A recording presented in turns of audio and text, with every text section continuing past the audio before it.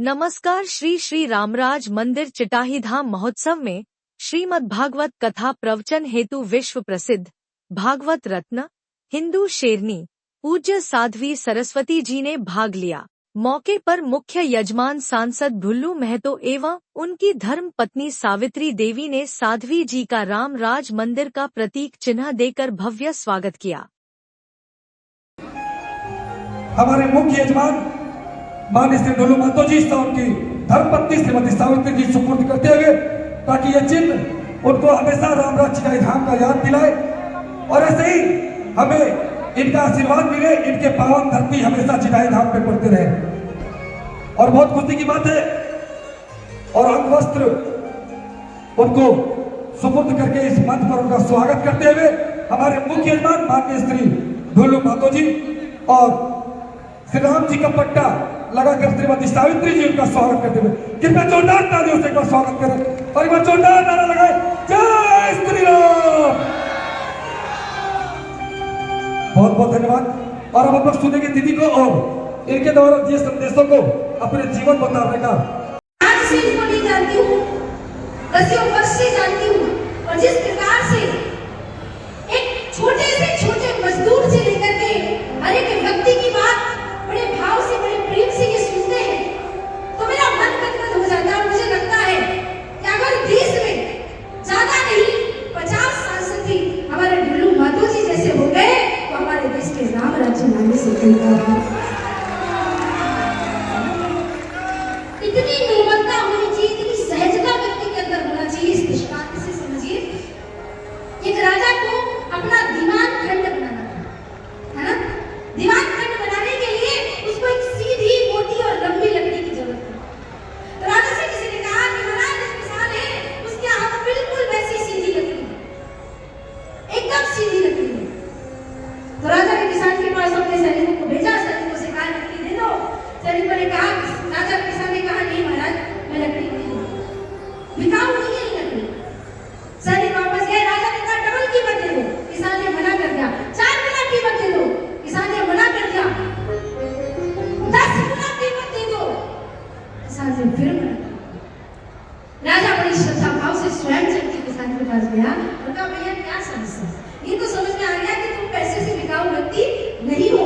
एक साधारण लकड़ी की कीमत अगर 10 गुना देने के बाद भी नहीं दे रहे हो, समस्या क्या है? किसान ने कहा कोई समस्या नहीं है महाराज, मुझे लगा ऐसे किसी व्यक्ति को चाहिए होगा या राजा फेंक देगा लेके, तो इसलिए लकड़ी बड़ी वैसी है, अमूल्य है, इसलिए मुझे कोई 10 गुना कीमत नहीं चाहिए। अगर मुझे पता होता कि लकड़ी आपके लिए इतनी महत्वपूर्ण है कि आप स्वयं चल के आ जाएंगे तो मैं कम कर दे दिया होगा। ले जाओ महाराज, जितनी इसकी कीमत उतना ही दे दो, 10 गुना दीजिए, ले जाओ। राजा ने कहा जब उतनी कीमत में देना था तो मुझे परेशान क्यों किया? किसान ने कहा कुछ नहीं महाराज क्षमा करना, आप ले जाओ लकड़ी, लेकिन एक मिनट।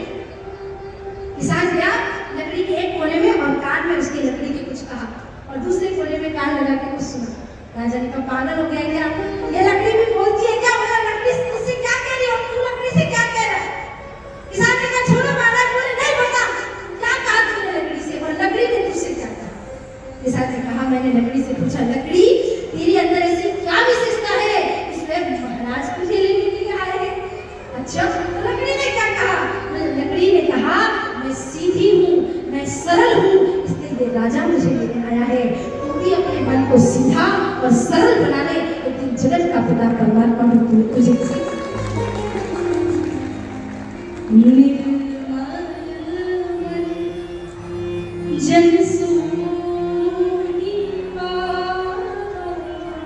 भगवान श्री राम का सूत्र है, जिसका मन निर्मल है, जिस पेड़ में जितने ज्यादा फल होते वही झुकता है, लेकिन जिस पेड़ में पतझड़ आ गया एक भी पत्ता नहीं वो अकड़ के खड़ा रहता है। आपने देखा होगा है ना, कहते हैं अकड़ना मूर्खों की पहचान होती है, लेकिन जो जितना सरल रहता है वो एक छोटे से अमेरिका में विवेकानंद जी महाराज जी ने जब शून्य पे बोला तो उसमें से एक विषय ये भी बोला था कि उन्होंने ब्लैक बोर्ड पे बिंदु बनाया, उसके ऊपर एक जीरो, फिर जीरो, फिर जीरो और बनाते बनाते बहुत बड़ा गोला बना दिया। और उदाहरण के तौर पे लोगों को समझाया कि ये जो बिंदु है यह है परमात्मा और ये जो जीरो है यह है जीव। जो जीरो जितना छोटा होगा वो परमात्मा के उतना निकट होगा, और जो अपने आप को जितना बड़ा बनाएगा जाएगा, जितना आडंबर में लेकर के जाएगा, अरे मैं तो फला फला ये हूँ, मैं तो इस जाति का हूँ, मैं तो इस संप्रदाय से हूँ, मैं तो ये कुल से हूँ, मैंने तो इतने वेद पढ़ लिए, मैंने तो ये कर लिया, वो भगवान से उतना ही दूर होता चला जाएगा। अपने आप को छोटा बना के रखो, खूब फायदे में रहोगे। सच में भगवान ऋषियों की आत्मियों क्या कहेंगे, शीश महेश सुरेश दिने से जाने या भाई तारी वीर की छोगरियां छछना वर्षा चलिया चल। वो गोपियां थोड़ी सी बात के लिए, थोड़ी सी छाछ के लिए कान्हा को कहती कान्हा नाच, और कान्हा नाचते हैं। महाभारत का वो दिव्य युद्ध याद आता है जब भीष्म पितामह ने प्रतिज्ञा दी और कह दिया भीष्म पितामह ने कि कल सूर्य अस्त से पहले पहले पांचों पांडवों को मार दो। पांडव घबरा गए, सोचने लगे पितामह की प्रतिज्ञा अटल, और पितामह की प्रतिज्ञा एक बार जो ले ली पितामह ने उसे कोई टाल नहीं सकता। भगवान कृष्ण सोच रहे क्या करूं क्या करूं।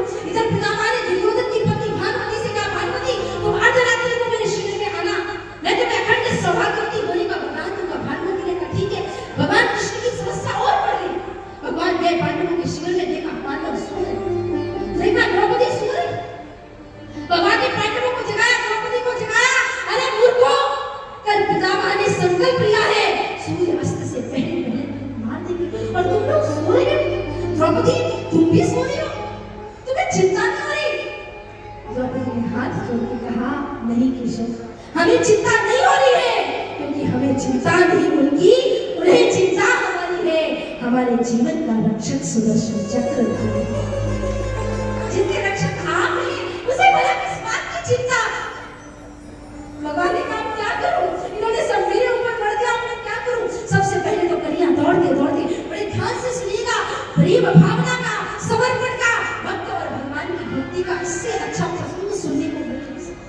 भगवान दौड़ते दौड़ते भानुमति के पास गए। भानुमति तैयार हुई थी। कान्हा ने कहा कहां जा रही है भानुमति? बोले भीष्म पितामह के शिविर में अखंड सौभाग्यवती का वरदान दे। वरदान मिले, लेकिन अभी तो काल ऐसा चल रहा है कि अगर इस समय तुमने कोई भी आशीर्वाद लिया, वो आशीर्वाद फलीभूत हो गए। क्या बात कर रहे हो कान्हा? हाँ, ये एकदम बहुत बुरा योग चल रहा है। तुम ठीक ब्रह्म मुहूर्त में 4 बजे जाना, उस समय तुम्हारा आशीर्वाद फलीभूत होगा। सही कह रहे हो कान्हा, मैं तो चाहती हूँ मैं सौभाग्यवती हो जाऊँ, तुम जिस समय कहोगे उसी समय जाऊंगी। भानुमति गई, अपने शिविर में सो गई। कान्हा ने द्रौपदी को बुलाया, द्रौपदी चलो, कहा घूंघट डालो भीष्म दादा के शिविर में, और जब तक 5 बार अखंड सौभाग्यवती होने का वरदान ना दे दे उस द्रौपदी चले भीष्म दादा के चरणों में जैसे शीश नवाया। भीष्म दादा के नेत्र खुले, अच्छा ऐसा लगता है भानुमति आ गई। भीष्म दादा दोनों हाथ उठा के कहते हैं अखंड सौभाग्यवती भव। द्रौपदी ने सिर फिर कहा अखंड सौभाग्यवती भव। द्रौपदी ने घूंघट नहीं उठाया, फिर भी प्रणाम करके रखा। भीष्म दादा ने 5 बार कहा देवी अखंड सौभाग्यवती भव। द्रौपदी ने घूंघट उठाया और कहा पितामह किसे अखंड सौभाग्यवती होने का वरदान दे रहे हैं? आज आपने ही प्रतिज्ञा ली मेरे 5 पतियों को सूर्यास्त से पहले मार देंगे। या तो आपका वचन झूठा या आशीर्वाद झूठा। अब बताइए क्या झूठ करेंगे? पितामह आवाज सचेत 5 मिनट तो कुछ बोल ही नहीं पाए। 5 मिनट के बाद कहते द्रौपदी सच सच बता, तू तो ये षड्यंत्र रच नहीं सकती। तुझे लाने वाला वो छलिया कहाँ है, वो गढ़िया कहाँ है, वो कृष्ण कहाँ है? वही मुझे ला सकता है यहाँ पे। द्रौपदी ने इशारा किया, वो खंबे के पीछे खड़े हैं। भीष्म पितामह जाते हैं और क्या देखते हैं? द्रौपदी के चरणों की जूतियों को बगल में दबा के दुबक के भगवान कृष्ण खड़े हैं। पितामह की आंखों में आंसू आ गए, हाथ जोड़ के कहते द्रौपदी जिसके चरणों की जूतियां साक्षात द्वारकाधीश कृष्ण उठाए, मेरे जैसा एक भीष्म क्या 1000 भीष्म भी पैदा हो जाए तो तेरे पतियों का कोई बाल नहीं कर सकता। जा अखंड सौभाग्यवती भव। और फिर पितामह ने बड़े मन से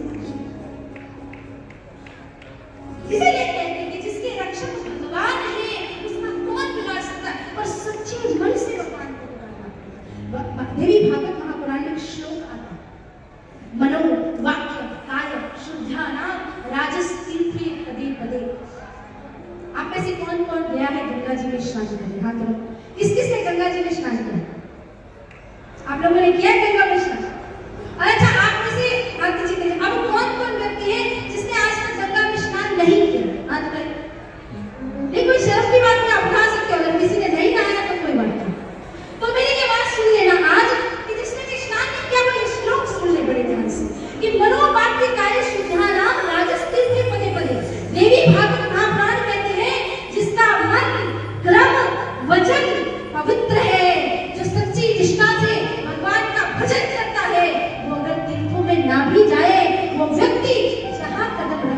वही स्थान बन जाता है। आपने कहावत तो सुनी होगी ना कि मन चंगा तो, जोर से बोलिए, मन चंगा तो कठौती में गंगा। बड़े ध्यान से सुनिएगा। एक बड़े अच्छे संत हुए जिनका नाम था संत रैदास जी महाराज, जिन्होंने ये वाक्य बोला। तो ऐसे ही प्रयाग का कुंभ चल रहा था और सारे लोग उस समय जान नहीं पाते थे कुंभ में। बिरला ही कोई एक दो व्यक्ति होता था, क्योंकि पैदल यात्राएं करनी पड़ती थी और बहुत कम लोगों के पास बैलगाड़ी इत्यादि ये सब होती थी और इतने दूर बैलगाड़ी से लोग जाते भी नहीं थे कि जाने में उनको परेशानी होती। तो एक ब्राह्मण देवता कुंभ के 1 महीना पहले पद यात्रा के लिए निकले कि मैं प्रयाग जा रहा हूँ। तो सबने उनको रुपए में जितना भी लोगों के पास था कि भाई हम तो जा नहीं सकते प्रयाग, आप जाना हमारी तरफ से और गंगा जी में दान कर देना। तो रैदास जी महाराज भी पीछे क्यों रहते, उन्होंने भी 50 पैसा लिया और ब्राह्मण देवता के हाथ में दिया और चरणों में प्रणाम करके कहा, ब्राह्मण देवता मेरी तरफ से गंगा मैया में दे देना। ब्राह्मण देवता ने कहा ठीक है। बोले पूरा तो सुन लो। बोले ऐसे नहीं देना, जब गंगा मैया हाथ बढ़ा के मांगी कि मेरे बेटे रैदास के लिए क्या भेजा है तो ही देना, वरना मत देना। ब्राह्मण को आई गुस्सा, बोले ये रैदास मैं चमड़ा धोने वाला, चमड़ा बनाने वाला, इतना घमंड, इसके 50 पैसे के लिए गंगा मैया हाथ बढ़ाएगी। मैंने जैसे ब्राह्मण को गंगा मैया ने आज तक दर्शन किया, इसको क्या दर्शन किया, वो भी इसके 50 पैसे के। पर अब कुछ कह नहीं सकते थे, पैसे दिए अपने के लिए। रात में पहुंची, गंगा जी में स्नान कर रहे थे, अचानक से उनको याद आ गया, अपने कुर्ते से वो 50 पैसा निकाला और कहा चलो किस्मत आजमाई लेते हैं। और कहते हैं गंगा मैया, एक पागल सा रैदास है, उसने कहा है कि अगर गंगा मैया हाथ बढ़ा के पैसा मांगे तो देना, तो अगर आपको रैदास के पैसे चाहिए हो तो बता देना। तुरंत गंगा जी में से एक हाथ निकला और लहरों से आवाज आई, लाओ ब्राह्मण देवता, मेरे बेटे रैदास ने मेरे लिए क्या भेजा है, मेरे हाथ। ब्राह्मण आवा, गंगा मैया ने रैदास के लिए हाथ बढ़ाया, 50 पैसे हाथ में रखे, गंगा जी का हाथ अंदर गया और एक पुनः सुंदर सा हाथ निकला, एक हाथ में कंगन दिया और कहा ब्राह्मण देवता के ले जाओ, मेरी तरफ से मेरे बेटे रैदास को उपहार में दे देना, कि उसकी मां ने उसके उपहार में ये क्या कंगन। और चल पड़े ब्राह्मण देवता, गांव में सब मेरे समय प्रणाम किया, सबको प्रसाद दिया, रैदास को भी प्रसाद दिया, कहा मेरे पैसे दे दिए थे गंगा मैया ने। बोला रैदास जी जानते थे कि मां कभी खाली हाथ नहीं लौटाती। बोले मेरे लिए मां ने कुछ भेजा है। ब्राह्मण के मन में लोभ आ गया, इसने कहा हाँ भेजा है ना, राम राम भेजिए बस। और जो कंगन था वो अपनी पत्नी को ले जाके दे दिया। अब पत्नी ने कंगन देखा, बहुत खुश हुई, बोले प्रभु दूसरे हाथ का भी दे दो।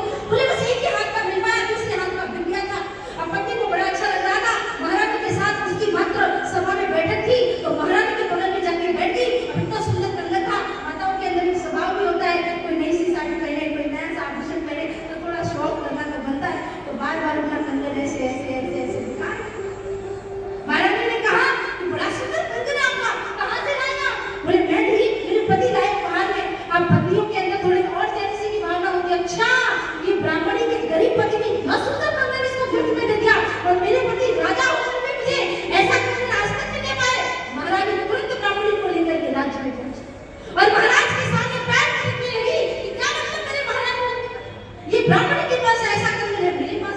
राजा ने कहा कौन सी बड़ी बात है, अभी बुला देते। 5-10 जोहरियों को बुलाया और बुला करके कहा कि तुरंत 2, 4, 5, 10 घंटे के अंदर जितना जल्दी हो सके ऐसा करें। जोहरियों ने देखा वो कंगन और कहा महाराज क्षमा करना, ये कंगन कहाँ से आया? ये पृथ्वी लोक का कंगन तो इतना नहीं है, क्योंकि आपका संपूर्ण राज्य भी मिल जाए ना तो इस कंगन का हम एक नग नहीं लगा पाएंगे, इतना बहुमूल्य। राजा ने सोचा जब मेरे जैसा राजा ये कंगन बना नहीं सकता, ब्राह्मण खरीद नहीं सकता, मतलब कहीं चोरी हुई है, और अगर किसी बड़े राज्य में चोरी की होगी तो फिर मुझे फांसी की सजा में लटकना पड़ेगा, मेरे राज्य में छापा पड़ेगा, मेरी जाने कितनी बदनामी होगी। राजा ने ब्राह्मण को बुलाया, बोले अगर 24 घंटे के अंदर दूसरे हाथ का कंगन नहीं लेकर के आए तो तुम्हें फांसी दे देगा। अब जो कंगन रैदास के लिए आया था वो कंगन ब्राह्मण देवता के गले का फांसी का फंदा बन गया। रोते रोते ब्राह्मण देवता रैदास जी के पास गए। ब्राह्मण देवता ने कहा बहुत गलत हो गया रैदास, तुमने गंगा मैया के लिए पैसे भेजे, गंगा मैया ने ले लिए, लेकिन उसके बदले में उपहार स्वरूप कंगन भी मिला था।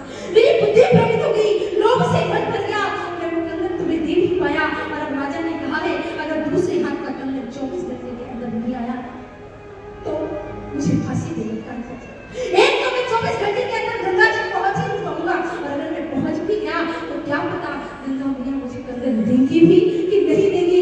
मेरे लिए कृपया करके प्रयागराज जाओ ना, गंगा मैया से दूसरे हाथ का भी कंगन ले आओ रैदास, वरना मेरे प्राण चले जाए।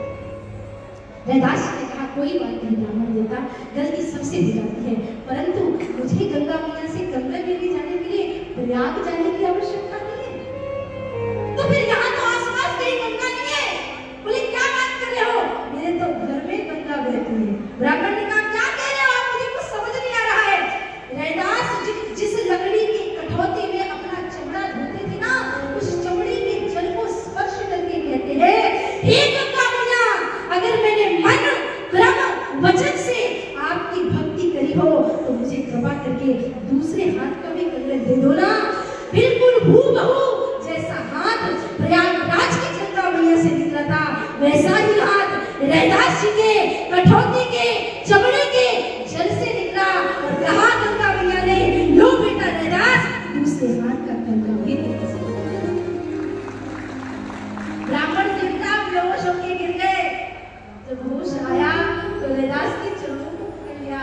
रैदास ने कहा ये क्या कर रहे हैं, रैदास आप ब्राह्मण ऐसा मत करिए। बोले नहीं महाराज, आपने तो आज सब कुछ बदल कर रख दिया। ये यहाँ गंगा जी प्रकट कर दिया आपने, कैसे ये हुआ तो हुआ कैसे रैदास जी। तब रैदास जी ने कहा था कि मन चंगा तो कठौती में क्या गंगा, कि मन चंगा तो कठौती के जल में भी गंगा है, और मन पवित्र नहीं है तो गंगा जी में लाख डुबकी